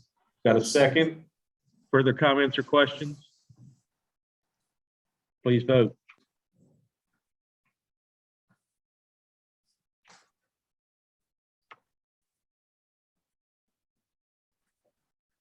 I guess I get to be the first one to officially announce the Warrior Activities. Thank you. 11.3, 2022-2023 academic calendar. Yeah, this is the same calendar as this school year transposed onto next year, with the exception of moving parent-teacher conferences up a week to the end of October as opposed to the 1st of November. That was a request from teachers, and that seemed like a reasonable request. Teachers have been very, very pleased with this calendar. They really, really enjoyed so much positive feedback about the first day being a work day with no meetings before students came in after that, and how much it was, they were able to kind of put their mind at ease over break and enjoy themselves over break and recharge their batteries without having to worry about that first day back is, you're both feet are running right when you hit the door. So it seems to have meant an awful lot to teachers. I've heard positive feedback from parents about the just the duration. Some parents said they were very ready for their kids to go back to school at the end of vacation because it was so long. But mostly very, very positive comments from parents as well. So we think it's a great calendar, and we want to go all the way through using this calendar this year before making any significant tweaks to next year's calendar. But so far, so good, and we'd like to use it again. The AFC, the Administrative Faculty Council, unanimously voted to approve this calendar, meaning that they would like for us to bring it to you as a recommendation for approval for the 2022-23 school year. So we've got the recommendation for the 2022-2023 academic calendar as presented by the AFC. Does anybody have any comments or questions? I'll piggyback on this. You mentioned inclement weather days. On behalf of several of the texts I've gotten and several kids out there, what's the temperature that we call inclement weather and don't It have will not get cold enough tonight to cancel school for tomorrow. Just tell Jeremiah that, okay? I don't think he's watching, but there is not. On behalf of him and several others, thank you. There's so many variables that come into play. It's very, very difficult to say. But you got to be getting pretty far down there with Well, all that typically, to answer your questions, somewhere around -10 to -15 wind chill. You look at where that hits exposure of skin, the time you can be out to get frostbite, and the time we have our kids at the bus. So we use that card and look at that. There's other factors, if it's -10 with no precipitation, possibly, looking to still have school. If we get a an inch of snow, that combined with that, they put it over the edge. We always collaborate with all of our Northland school districts, late at night, early in the morning to see where they're at before we, officially make that decision. But it's somewhere around -10 to -15 as well. And any colder than that, also our buses, it's hard to start some buses when it gets colder than -15 as well. So that's a factor as well. So communicate with all transportation department and other districts. It's no formula for how much snow we get or how cold it is. There's a combination of things. Okay, if you don't mind, we'll get back to the academic calendar on the agenda. It was related. It was mentioned. I'll accept a motion in a second to approve the academic calendar as presented. Moved. Second. Got a motion and a second to approve the academic calendar for the 2022-2023 school year as presented in our packet. Any further comments or questions? Please vote.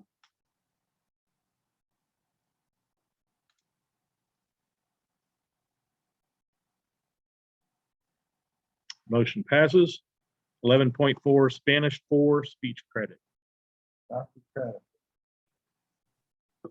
So we have a half credit requirement for our students to accomplish for graduation.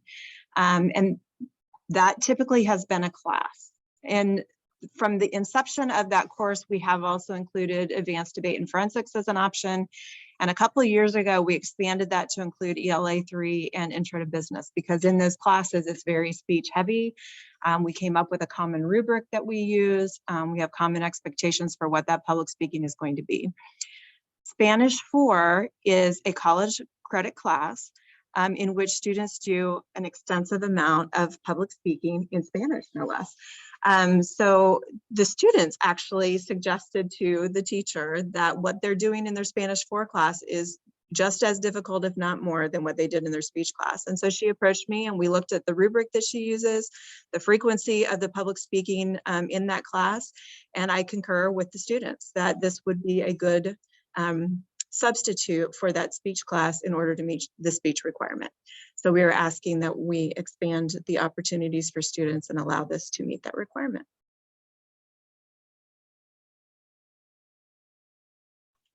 Comments or questions for Dr. Cradfield on this request? Hearing none, I'll accept a motion in a second to approve the Spanish 4 speech credit as presented in our packet. Got a motion and a second to approve the Spanish 4 as a speech credit as an alternative to the current courses that are offered. Any further comments or questions? Please vote.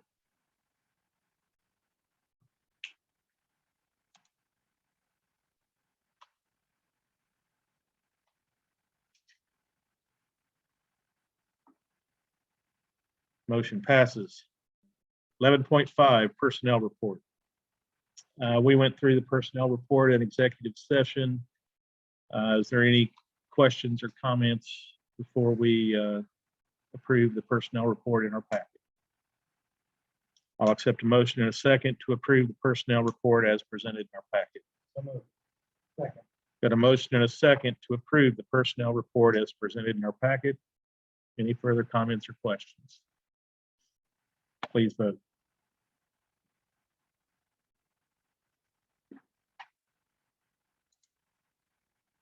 Motion passes.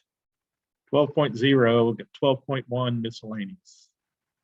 Yeah, a few items here, and I want to sneak one more in on you, number 5, if I may. First of all, the filing period for the board candidates closed on December 28th. The candidates filed for their seats currently occupied by Sarah Lamer and Lynn Mathias. Those that have filed: Lynn Mathias, Whitney Carlisle, Scott Jacoby, Kelly Boley, and Christopher Palmer. Is that how you're going to go by, Mr. Palmer? Okay, but on the ballot though? Okay, okay, thank you. We have a lot of events coming up here. I wanted to be sure that you were aware of. It's kind of busy couple of months here.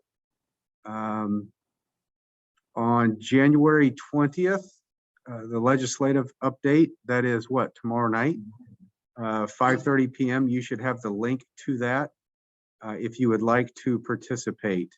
It is, if you've got the time, it is pretty interesting.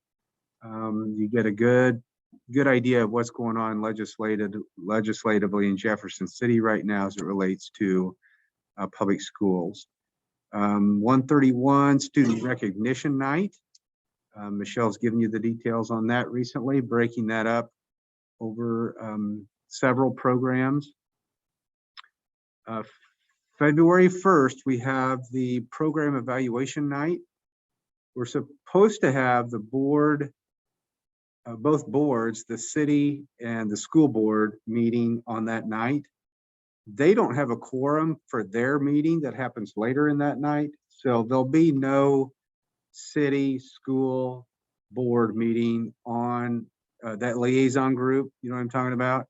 That will not take place on February 1st, but we'll have the program evaluation meeting that will take place at 7 p.m. as originally scheduled. February 4th, go ahead. How about a suggestion? Sure. we need a night for our board evaluation as well as starting your evaluation. And also any additional things that might come up between now and then that we kind of plug those into the slot by the board city meeting. Could we utilize the same night, February 1st to start? Since it's at 7 o'clock is the program evaluation, and then we'll be again starting at 6. Part of that for. Well, that's kind of what I was getting at, was just getting more in instead of scheduling another separate night, just utilizing the time that we already had scheduled. Okay, Sarah, Susan, you guys okay? Yes. Okay, thank you. Just so everybody knows or understands, I'm sure you know, but just be sure. So your board self-evaluation will be an open meeting on that evening. So that's when the board will talk about some evaluations that they have done in terms of whether they know about policy well enough, or whether they do this well enough or that well enough. So that'll be a discussion that the board has. And then you'll have 2 personnel items likely, one being my evaluation, and that will be an executive session. So that gives me a target date of when I need to get some documents prepared for you. Well, if you're not ready, we just won't worry about your evaluation this year. I doubt that's going to happen.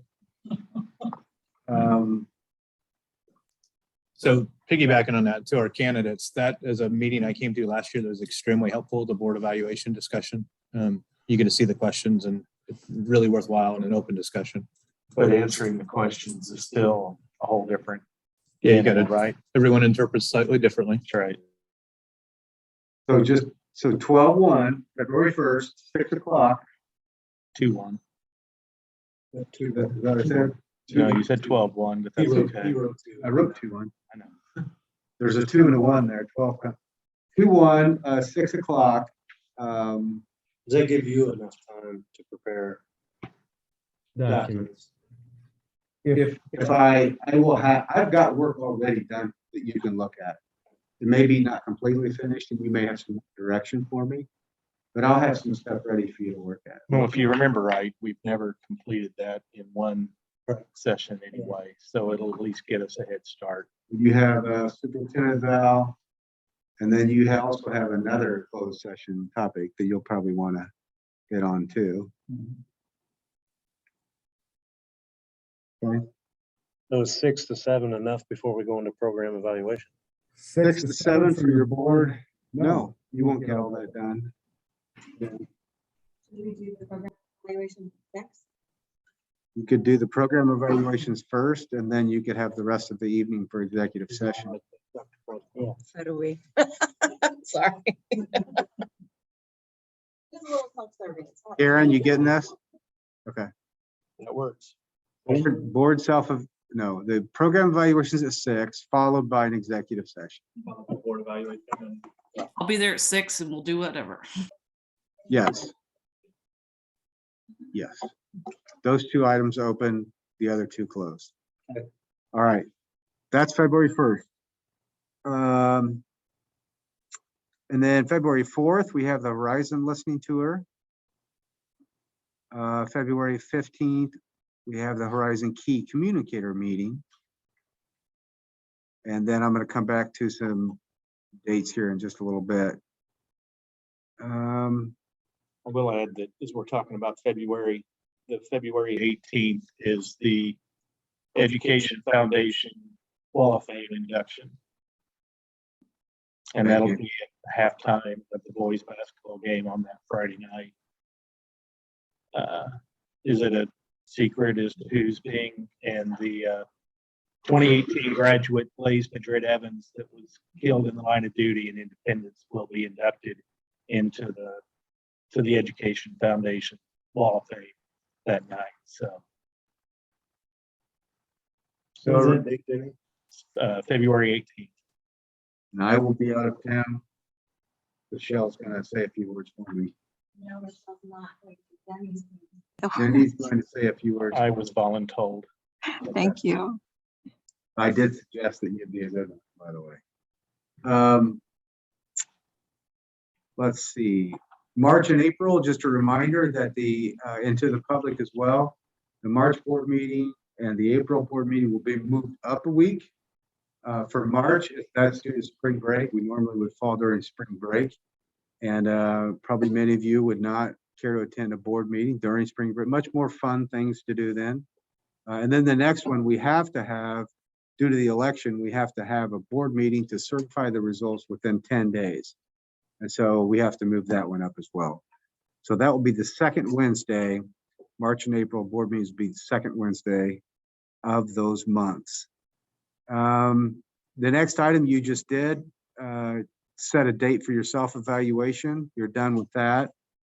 And then the final thing that I wanted to throw in here, a little extra, I did have in the calendar, it's pretty far down. This is probably not on your radar yet, but we did have a key communicator meters meeting. That came out strange. At Maple on the 2nd of May. I need to move that to the 25th of April. I'll send something out to you and it'll be in a memo and you'll see this notification. I just want to let you know now. Also, the program evaluations for that night, I'm going to have to move. That is on the 3rd. We have program evaluations that night on the 3rd, May 3rd. I'm going to need to move that. We don't have to do that right now. It's several months away. But I wanted you to know that that was coming. Okay. That's all I have, unless you have questions for me. Anybody have any other comments or questions before we adjourn? Hearing none, I'll accept a motion in a second to adjourn our meeting. So moved. A motion in a second to adjourn, please vote.